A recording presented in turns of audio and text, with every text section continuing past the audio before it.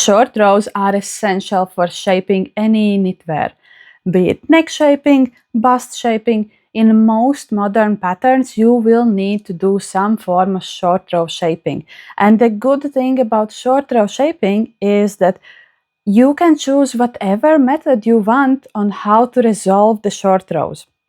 And in this video, I am going to show you the method that I consider to be the most logical. I think it is also kind of the most invisible. And I think it is also maybe the most beginner-friendly short row method.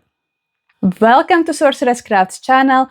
I'm the Sorceress. I learned to knit in the previous century, and these days I teach you how to knit. In this video, I will give you step-by-step instructions on how to knit, wrap and turn short rows. But before we can get to that, let me talk you through real quick on some of the benefits that I think make this type of short rows really appealing. First of all, I think those short rows are truly invisible. They work very similarly as Japanese short rows. For a while, Japanese short rows were my favorite, but these days I have fully moved back to the wrap and turn short rows, mostly because I really like that in wrap and turn short rows, you knit every single stitch. There are no slipped stitches anywhere. I think that makes it easier to close the gaps. And another major benefit for wrap and turn short rows is that you don't need any extra stitch markers or anything. They are also really logical, and in my opinion, these are the easiest to knit. They are very easy to read while you're knitting. I will show you how, don't worry. And there is a very simple method for remembering them. Another benefit is when you are knitting texture. So when you are knitting wrap and turn short rows over purl stitches, you don't even need to resolve them. So I brought in one of my examples here. This is a cardigan that I'm currently knitting, and I needed to place a short row here over the purl stitches, and you can see this right here is actually the wrap of my short rows, and I didn't need to resolve it at all because it just blends into the fabric. And that means that actually wrap and turn short rows are super quick to knit when you are doing it over texture. I did the same thing here for the bust shaping, if I can find it. As I said, they are kind of invisible, so it's sometimes hard for me to see them on my own knits. Right here. This is also the end of one short row, and you can see, if you look at it real close, you can see that there is kind of that one extra purl bump, and it is kind of going diagonally against other rows. But when you look at this knit normally, you just completely lose it. And the same thing would happen in the seed stitch. You wouldn't need to resolve it at all because the short row wrap, when you are doing it with this method, will simply mimic the purl bump, and that's all there is to it. And another benefit is that these short rows will work exactly the same way for all knitting styles. So regardless what knitting style you're using, you don't really need to worry about adapting tutorials or adapting my video to your knitting style. Everything will work exactly the same for every knitter. Okay, let's get to the knitting. I have brought in my current knit that I need to do bust shaping right now, and I have knit up to the point where I need to turn for my short row. Normally you will start your short rows with the right side facing you, so that's what we are doing here. If you're doing it the other way, doesn't matter, same principle. At the point where you want to turn your short rows, think about what is the first stitch that you will be doing when you turn your work. So when I will turn my work, the first stitch that I'm doing here will be a purl stitch.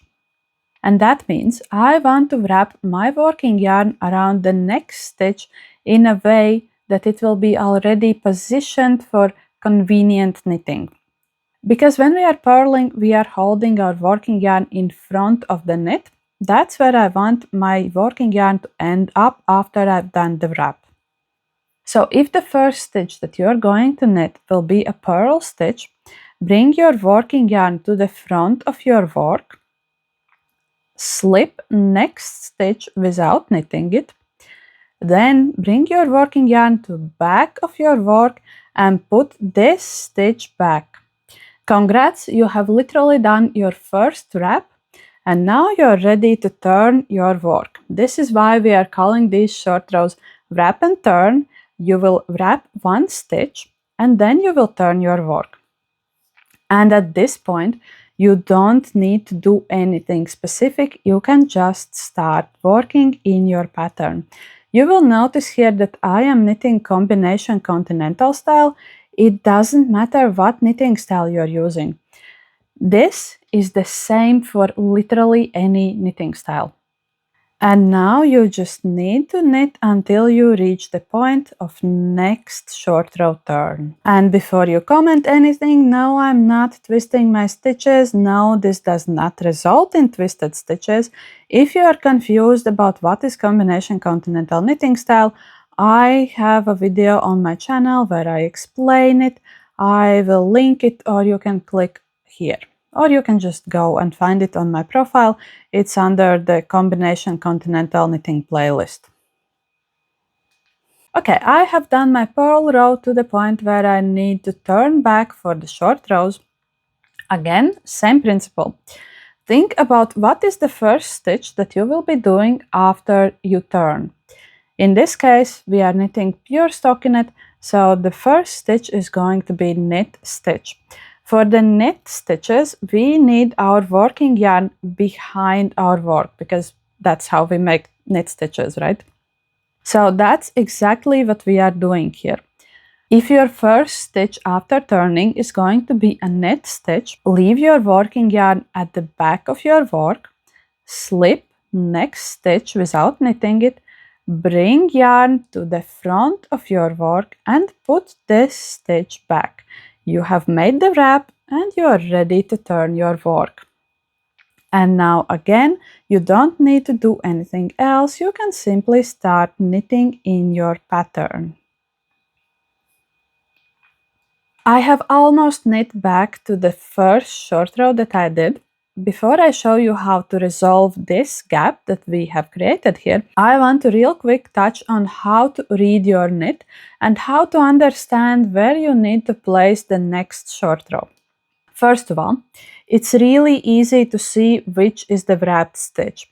At this case, I'm knitting at a slightly looser gauge, so this wrap is really pulling in the stitch. If you were to knit at a tighter gauge or like plumper yarn, it wouldn't be as pulled in, but you would still see that there is a stitch where the yarn is just wrapping around it. You can pretty easily see that that is not a worked stitch at all. There is just a yarn wrapping around it. And you can see that here on the other side too. It's really easy to find where is your short row gap. That is one of the things that I really love about this type of short row. Next thing you need to understand is that this stitch that we have wrapped is not part of the short row. So in this case, I have stopped 3 stitches before the short row gap. And this is important when you are following patterns. Usually patterns will tell you something like, depending on how the short rows are placed, usually the pattern will tell you, do the next short row 3 stitches before the short row gap, or like knit past the short row gap like 4 stitches, turn, and then you would know that you need to resolve this gap while you're knitting next short row. That is yet another reason why I like this so much. It's very easy to see where you need to place your short rows and how to do them. Oh, and by the way, another benefit that I forgot in the very beginning is that wrap and turn short rows don't mess with your stitch counts. Unlike German short rows where you're creating a double stitch and then you need to remember where it is and not to count it as 2 stitches there, when you're knitting wrap and turn short rows, you can just count every stitch you have on your needles and don't worry about it at all. In this case, I need to knit past the gap, so I will immediately show you how to resolve the short row gap we have created. Knit all the way up to the short row gap, So to this wrapped stitch. And the next thing you need to do is super easy. Put this wrap on your working needle and bring it up to the other needle. And next, make sure that your actual stitch is standing in front of the wrap. So in every situation when you will be resolving wrap and turn short rows, you always want your stitches to be standing to the right side and your wraps standing to the wrong side. And now we just need to knit them together. And remember that we are always making stitches through the leading legs. In my case, that's super easy. My stitch is already standing in a way that I could immediately just knit it together. If your stitch was standing in a Western mount, you can simply slip it, put it back, and then knit it together. You are basically performing a slip, slip, knit here. And that's how you resolve the short row. Another option would be, no, that's not an option. And now when you need to continue knitting short rows, you need to remember that this stitch that we just knit together with the wrap, so you can see it here, there's the wrap, there's my stitch. It's already the first stitch. So in my example, I need to knit 5 stitches past the short row gap. So this is 1, 2, 3, 4, 5 stitches. And now I need to place my next short row gap, or like my next short row turn. But I just want to show you immediately just how invisible this is. Because we knit that stitch together with the wrap, you can see right here, there's the wrap, there's the stitch. It's already disappearing. And that's how it will work in your knit too. It will just completely disappear in your knit. I'm at the point where I need to place yet another short row. And this is the reason why I find these short rows so logical. You don't really need to remember the specific instructions that like, oh, if the next stitch is purl stitch, then bring yarn that, slip stitch. And no, all you actually need to remember is super logical thing. You need to wrap your working yarn around the next stitch, and you want your working yarn end up in the position that will be convenient for starting the next row. And that's all there is to it. That is one of the reasons why I love these short rows so much. I just wanted to show you here again. This is what your short rows will look like on the wrong side. There will be a longer float across 2 stitches. That is the wrap that we were creating around the stitch. It's perfectly fine, and especially on the purl side, it's fairly invisible anyway, and like it's the wrong side, who cares? And now let's resolve the other short row gap that we created on the wrong side of our knit. Work up to the place where you have the wrapped stitch. Again, it will be pretty easy to find. Honestly, just by touch, you will pretty easily feel it. It feels very different on your needles. You won't miss it. And the nice thing is that we need to resolve this short row gap the same way as the previous one. We put the wrap on our working needle, and we always do it from the right side of our work. Put it back on the other needle, and again make sure that your wrap is to the wrong side of your stitch and your stitch is to the right side of your wrap. Again, this is just super logical. You don't want your wrap showing up on the right side of your knit. You want to hide it on the wrong side. That's why we do it like that always. And then you purl these 2 together and you have already closed this gap.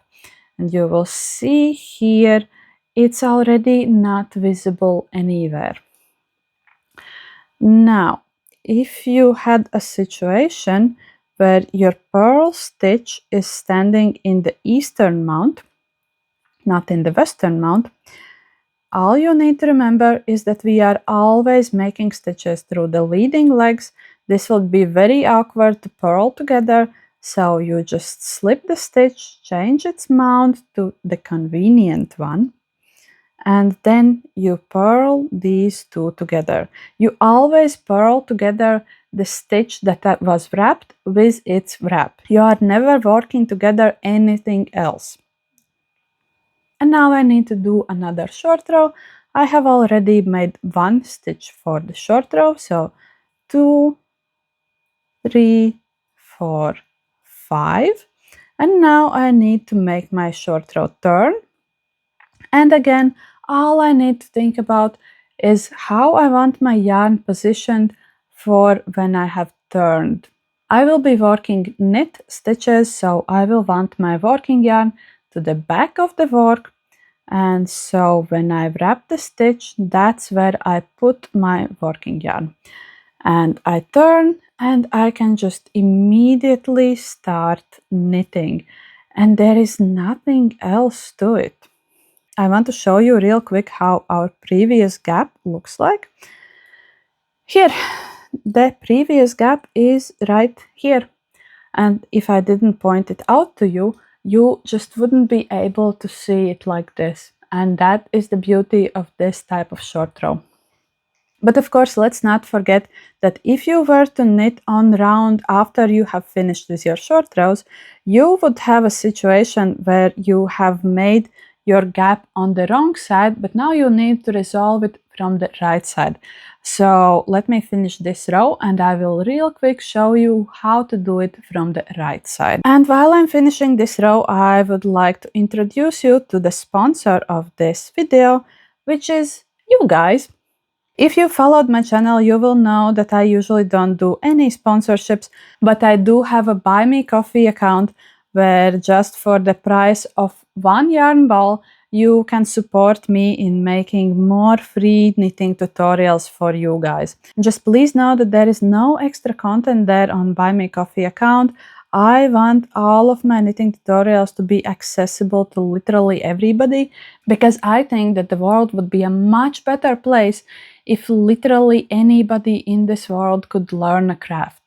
And that's why it's your support that makes this channel going. And oh look, I have reached my short row again. I will resolve it the same way as before.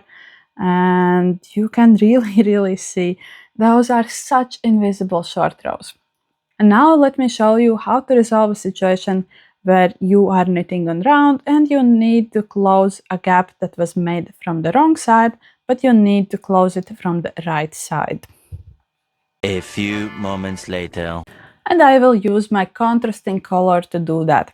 So, knit up to the place where you have the gap that you need to close. Again, locate this wrap that's around the stitch, and with your working needle, put it back on this needle. And if your wrap and your stitch are kind of crossed, you can simply pull on the stitch a little bit and make sure that it's sitting separate from the wrap, and that way you can work them together.